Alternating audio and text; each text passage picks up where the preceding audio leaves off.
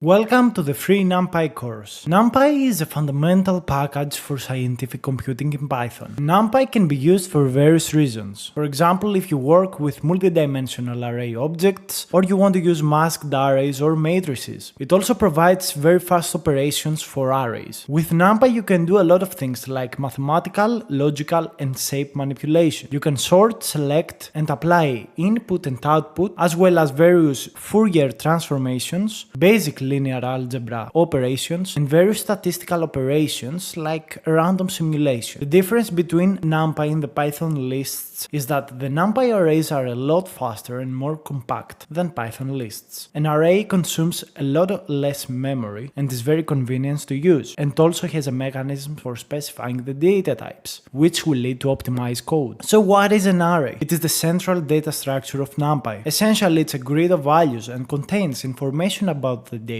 how to locate elements of the data, and how to interpret the elements. Please note that every element in the array needs to have the same data type. So why use NumPy? First of all, it's a fundamental library and is used by many other libraries. It has precompiled C code for basic operations, which lead to very fast speed of operation. All the elements of a NumPy array need to have the same data type, which leads to an array, which leads to less memory usage. Also, fewer lines of code will lead to less bugs. So let's start off by creating our first NumPy array. First of all, what you need to do is import NumPy as MP. In any case, if you do not have NumPy installed, you can use conda install or pip install to install the library on your local machine. If you have no fundamental knowledge of Python, you can check out my free Python course. Let's take for example that we've got the list of numbers from 1 to 6. What you can do to initialize your first array from a list is to use numpy.array and put inside the parentheses the list. So A will be initialized as a NumPy array. You can also initialize a two-dimensional array by using numpy.array and inputting a list of lists as input. If we run this code and print A and Z,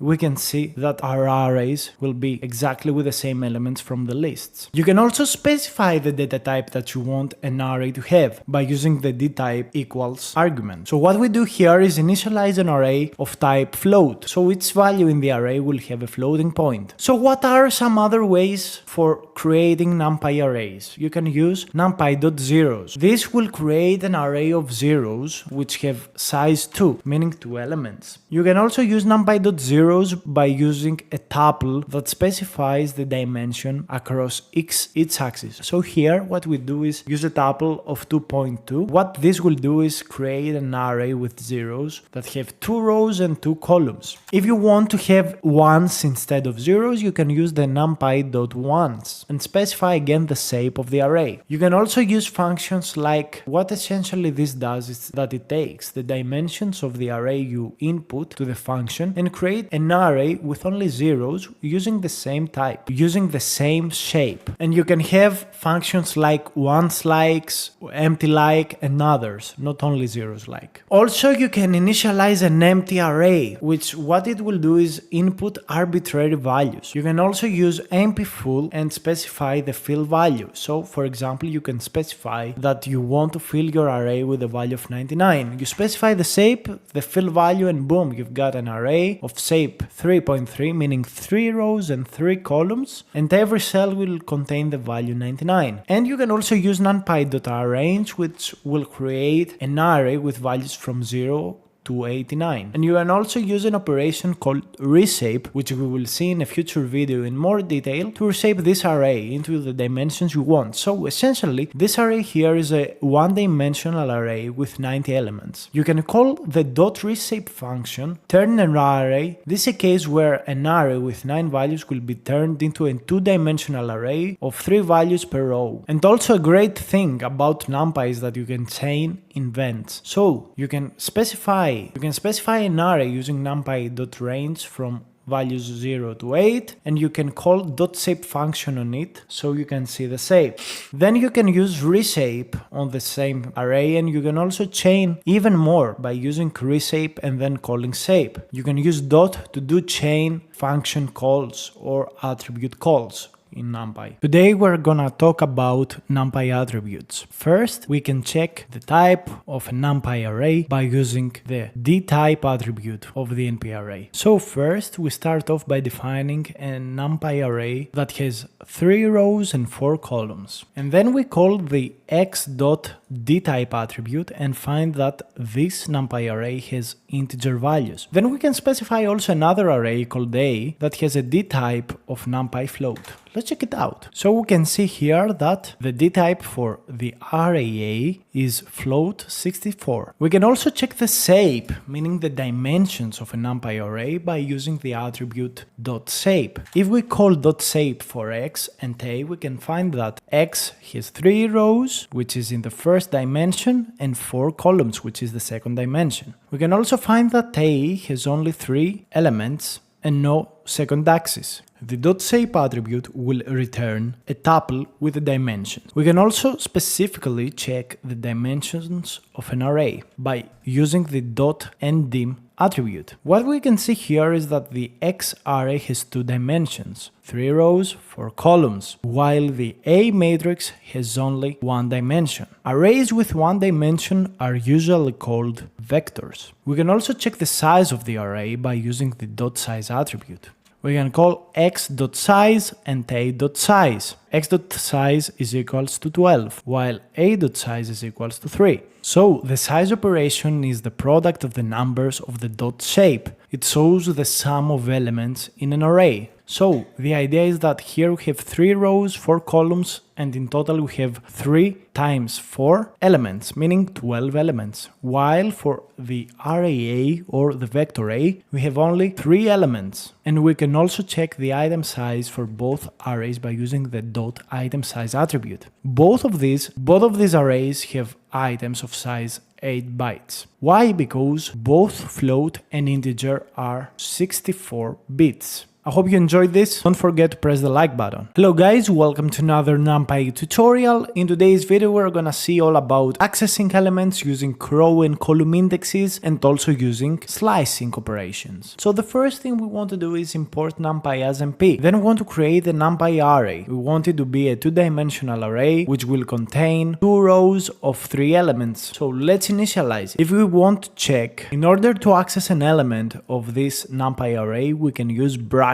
In this case, the first element of the brackets will be the row number and the second element will be the column number. So here what we ask Python to do is access the first row and the second column of the first row. So the result here will be the value of 2 because the first row is this one and the second column is this one. Again, remember that indexing in Python and usually in programming starts from 0. So the first element will be accessed by using the 0 value. Okay, so let's also visualize Z, and moving on, let's talk about a little bit about slicing. By using this notation, what you do is ask NumPy in Python to return all of the columns. By using this notation, you ask NumPy in Python to return all the values of the specific dimension. So in this case, what we ask is that we want the first row and all of the values in the columns for the first row. So what we get here is a specific row. If we run this code, we will see that the values will be 1.2.3 and all of these will be inside an array. If we want to get a specific column, what we do is ask NumPy to give us all row values for a specific column. Let's run this code. As we can see here, the first column, which we access by using the 0 value, is 1 and 4. Absolutely amazing. And you can also use this kind of operations to access multiple rows and columns. Here what we do is ask NumPy to return the first and the second row and the first 3 columns for each of these 2 rows. Wait, what happened? I just did a mistake. What is my mistake? Very simple. Here, this notation goes from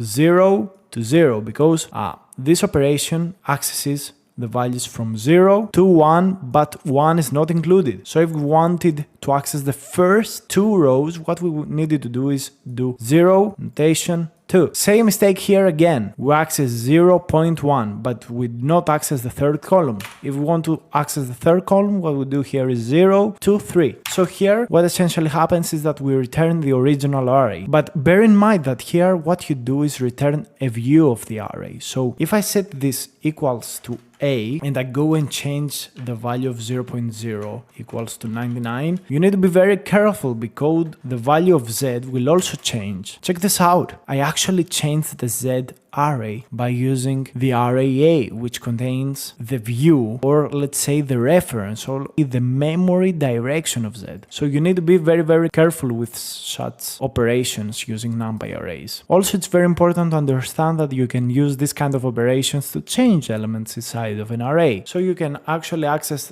the element in the position row 1 column 2, so this is the value of 2, and we can change this equals to 100. If we print this out, 2 became 100, and you can check it out by printing out all of the array. So yes, we have 100 here, and you can also use this notation to change multiple rows at a time or multiple columns at a time. So here we specify that for the first column we want to change all the values of the rows equals 10. So think what this will mean. So think what the result will be. Let me spoil it for you. The value 99 and the value of 4 will become equal to 10.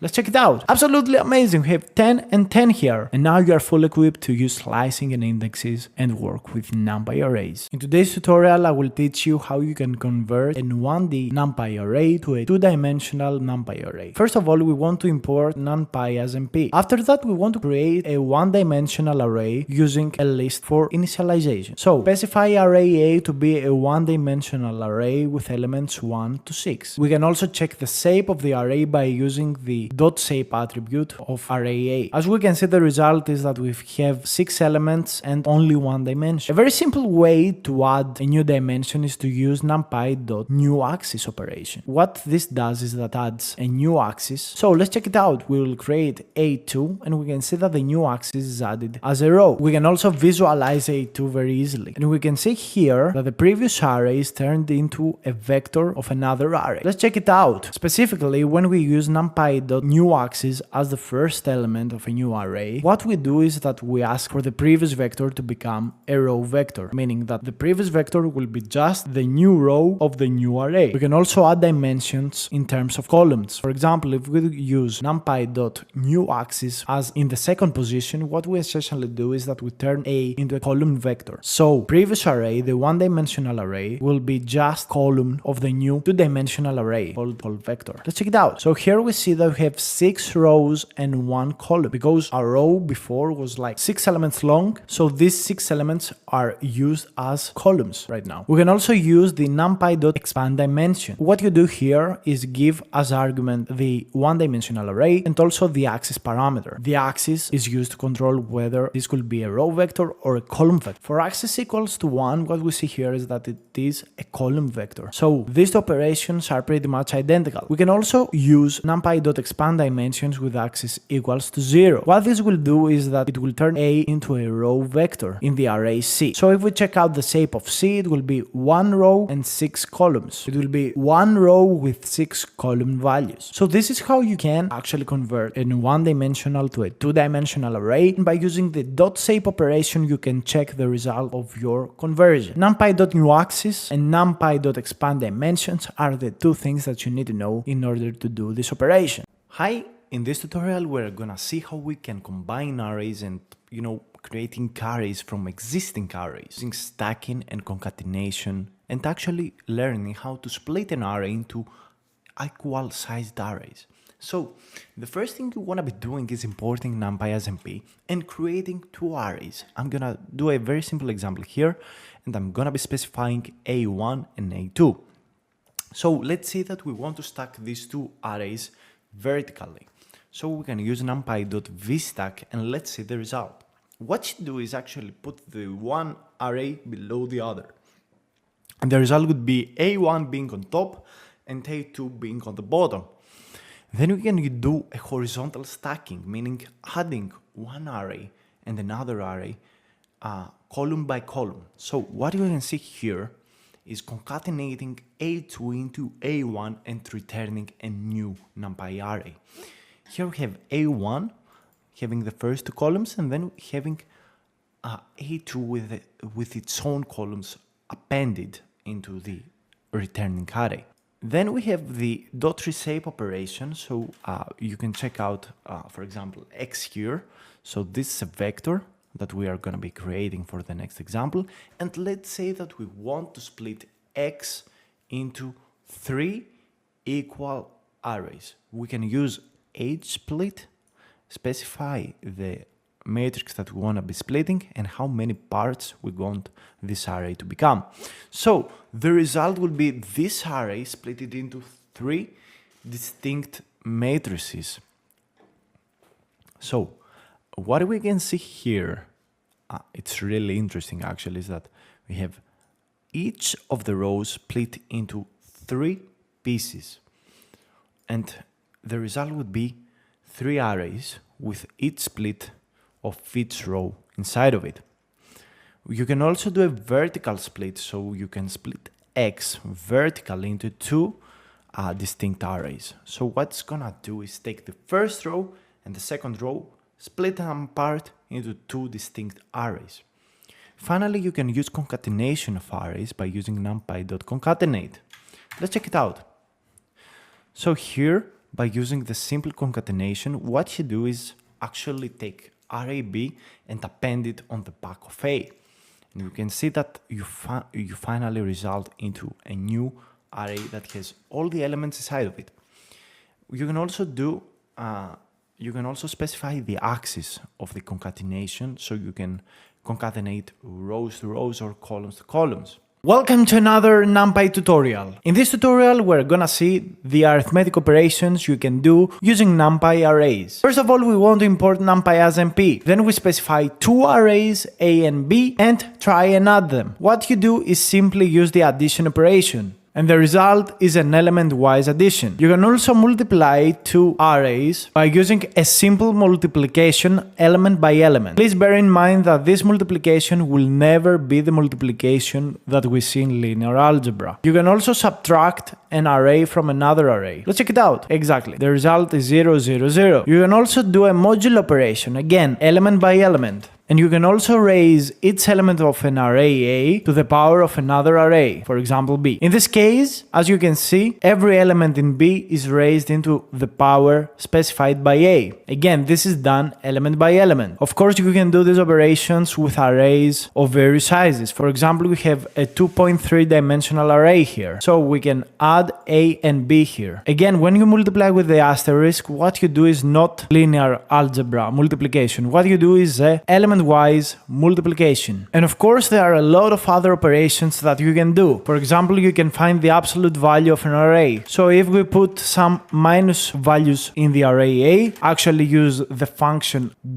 .abs from the NumPy library, we are gonna get the absolute value for each element of the array A. Of course, the result will be a new array with the absolute elements. You can also use a lot of other functions. I have specified some functions here, but you can also check out the documentation. Again, all of these functions are done element by element. In today's tutorial, we're gonna talk about linear algebra operations in NumPy. First of all, what you need to do is import NumPy as MP. Then we can use NumPy to do operations. For example, let's say that we want to create the identity matrix. We use numpy.identity and specify the rows and column values, and here you can see that we create a matrix with ones on the diagonal. And you can visualize the result by printing I. Then we can use a sub-library of NumPy that is called linalg that is specific for linear algebra functions. So for example, we can find the determinant of a matrix by using the linalg.det. Also, if we want to multiply 2 arrays, we can use the NumPy matmul that is specifically defined to do matrix multiplication like linear algebra does. So we can use this function, specify the arrays that are gonna be multiplied, and we can see the result here. We can also compute the dot product between 2 vectors by using numpy.dot. Finally, we can do the outer and inner product of an operation by using the numpy.outer and numpy.inner. We can also compute eigenvalues and eigenvectors by using numpy linalg.ieg. And here we can see the eigenvalues and the eigenvectors of this array. We can also inverse an array by using the linalg.inv function, and we can see here the inverse array. You can do a lot of other things with NumPy, but this is a very basic tutorial for it. Tutorial we're gonna talk about reversing and flattening arrays. So let's specify an array X that's gonna be 3.4 dimensional array, and we can use the .x or .travel, turn this array from a 3.4 dimensions into a 1 dimension array, meaning a vector of 12 elements. Let's check it out. So the only difference between flatten and ravel is that ravel does not return a copy. What does that mean here? If we specify x.ravel equals to a2 and then go and manipulate a2, you can see that the element in x has changed because .travel returns the position of x array. So this is really important to know, because if you do that, you may manipulate your original array and not knowing that you do not work with a copy. So if you want to keep x unchanged, what you want to be doing is using x.flatten that returns a copy of this array into a new memory position. So by manipulating k1 here, as shown in this example, you do not change the values in x. So let's try it out. Boom, x has not changed. You can also do flipping and reversing of arrays by using the np.flip. So what we can see here is that the array is flipped upside down through the diagonal. You can also specify the flipping operation. You can flip only rows, or you can flip only columns. Finally, you can use the numpy.sort to do sorting of arrays. So you can use numpy.sort and you can have your array sorted. So let's check it out. Boom, your array is sorted here. But bear in mind that np.sort is not an in-place operation. What it does, it returns a copy to a new sorted array. However, array.sort does in-place sorting of the array. So the original array is gonna end up sorted in memory. So just keep this in mind when doing sorting. Welcome to another NumPy video. In today's video, we're gonna talk about reshaping, transposing, and getting unique values and counts, and also broadcasting. First of all, let's specify an array that is gonna be having dimensions of 2.4, meaning 2 rows and 4 columns. You can use the .reshape function to change the shape of the array. So you can specify that you want the rows to be 4 and the columns to be 2. And NumPy is going to be reshaping your array according to your needs.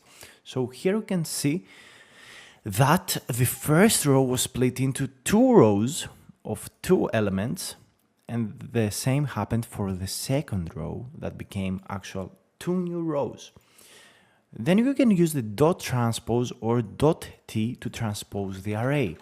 Check out the result. What we can see here is that the array, the original one at least, becomes transposed. So the rows would become columns and the columns would become rows. And you can see the result here. So 1.2.3.4 was a row and now it became a column, while 4.5.6.8 was another row and became a column. And we can see the result here and here. .t and .transpose actually do the same operation. Moving on to the unique values and counts, we specify an array A and we use numpy.unique to find the unique values of array A. And we can see that the unique values will be 11, 12, 13, 14, 15, 16, 17, 18, 19, 20. And what it does, it actually returns the set. Each value in the set is going to be unique. So we see in the original array we have 2 12s, but here we only have 1. We can also use numpy.unique and also specify the attribute return index equals true, and you can get a tuple of results. The first one will be the unique values and the second one will be the first index where this value was encountered in. So for example, 11 was on the index 0, 12 was on the index 2, 13 was first encountered at index 3. And you can also return the counts of occurrence for its unique value, which is really helpful. So you specify attribute return counts equals true, and boom, you can see the count for its unique value in the original array A. Moving on to broadcasting, if you have a matrix and a number or a vector or something else, NumPy can understand that the multiplication should happen with each cell. So, if at least one of the dimensions is equal to 1 for either one of the two things you want to multiply, NumPy can understand and do cell-by-cell multiplication. If not even one dimension is compatible, it will throw a value error. So here, what NumPy does is that it broadcasts this array, this value, to each of the cells. So this is a 1.2 shaped array, and NumPy can actually do the multiplication by a number. And also here we can see two rows, and again it can multiply them because one of the dimension at least matches. So that's broadcasting. Okay, today we're gonna talk about computing statistics using NumPy. First of all, what you want to do is import NumPy as MP. Then what you wanna be doing is specifying a vector or an array. So first, let's specify A to be a NumPy array that is gonna be actually a vector of values 1.2.3. And we can find the minimum value of this array by using the .min function. So we can see that the minimum value of A is 1. Then we can find the mean value of A by using the .min function. And what we can see here is that the .min is 2.0. Finally, we can specify an array and compute the mean of the whole array, of the whole matrix. We can also do the minimum value and the minimum value per column and per row by specifying the axis attribute. Axis equals to 0 means the minimum value for each column. Axis equals to 1 specifies the minimum value per row. So if you visualize your array, what you can see here is that here we've got 2 rows and 2 columns. So by specifying min axis equals to 0, you can see that 2 and 3 are the minimum values for each column. Then you can compute the mean value per column and row respectively. What you can see here is that the mean value for each column is 3 and 4, while for each row it's 2.5 and 4.5. You can also find the maximum value again using the same thing. And you can also find the index, the position of the minimum, by using the arg.min function. If you specify no axis, each of these functions is gonna look on the whole matrix. Whereas if you specify the axis, it's gonna be by column or by row. And we can see here that the index position of the minimum value is the upper left. It's the 0 position. It's the value of 2. While the minimum argument per column is on the 0 index, which means the first row. While for each row, it is the first element. So finally, you can use .std to compute the standard deviation of the whole array, and again, you can specify the std per column or the std per row by using the axis attributes. Boom, you are good to go. Hope this helped you quite a lot. Welcome guys back to another NumPy tutorial. Today we're gonna talk about generating random numbers using NumPy. First of all, you can generate uniformly from 0 to 1 by using numpy.random.rand and specifying the size of the resulting matrix or the dimensions that you want to generate values from. So we can see here by specifying 3.3, you want a matrix of dimensions 3.3, meaning 3 rows and 3 columns. And we can see that each position, each cell in this matrix has values from 0 to 1.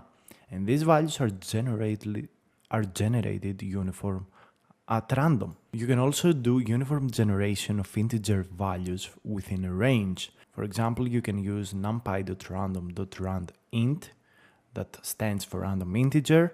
you specify the upper bound and the lower bound. So the lower bound will be 0 and the upper bound will be 10, and 10 is not going to be included into the generation. And also you specify the shape of the resulting array. If you run this command, you can see that the values are quite random and they're from 0 to 9, setting a default random generator. You can use np.random.default_rng and sample from it. And this is the newer actual method of doing random generations. So you can do rng.integers and again specifying the range of values and the resulting shape. And this is the same with numpy.rand int. So if you run this code, you can see a different result, but it looks like uniform generation. And you can do also endpoint equals true attribute to include 10 into the values that are going to be generated.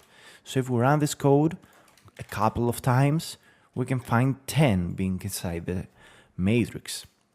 You can also do rng.uniform that will generate 3 float numbers between 0.10, and 10 is not included. If you want to include 10, you use endpoint equals true, and we can see 3 values from this range. Let's do it again. Boom. And each time you're going to be using this code, the values that are going to be generated, it's going to be different than before. If you do not set a random seed, then you can use the rng.random. This will generate 3 float numbers from 0 to 1, 1 not included. And boom, you can see 3 values here. And finally, you can use the standard normal to generate float numbers from a standard normal distribution with mean equals to 0 and standard deviation of 1.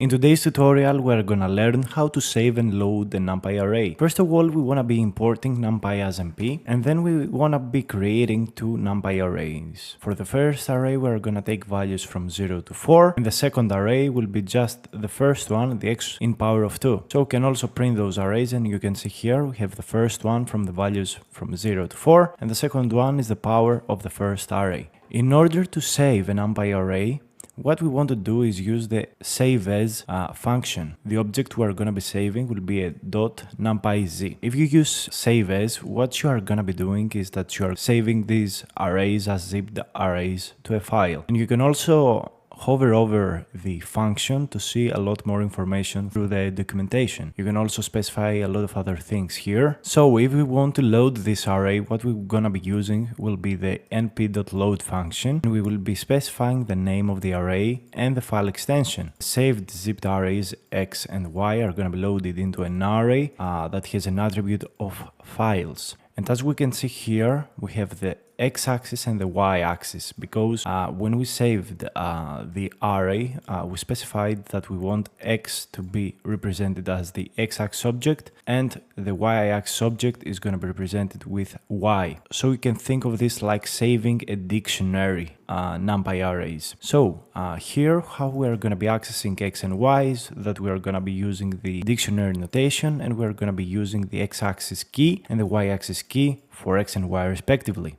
And as you can see here, we have recovered the X array and the Y array. There are also a lot of other ways that you can save a file using NumPy. You can, for example, use the numpy.save.txt. So we usually use this to save CSV files or text files. Again, you can hover over the function. You can see the attributes. So first of all, we want to be specifying the file name. Then we are gonna be specifying the array that we want to save. In our case, it is called array out. And we build it right here, and then we can specify the headers and also how the values are gonna be separated, which is actually the delimiter.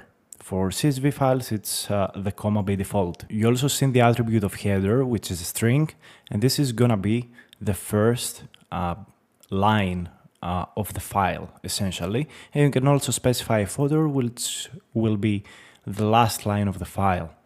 And also, if you want to load this CSV file or the text file, you can use load.txt, specify the name, the delimiters, and boom, you've recovered your saved array. Finally, you can use numpy.save function, which creates a .numpy_y object, which creates a numpy_y file. And you can also use numpy.load again to load the file name.npy by specifying the name and the extension of the file. All of this stuff are pretty basic. You have a lot of options according to what file you want to save and what file you want to recover. So the nb.save saves a binary file in NumPy. The np.load is used to load arrays or pickled objects from NumPy-Y and NumPy-Z, or pickle files. Pickle file is another type of file that is used to save object, but this is outside the scope of this tutorial.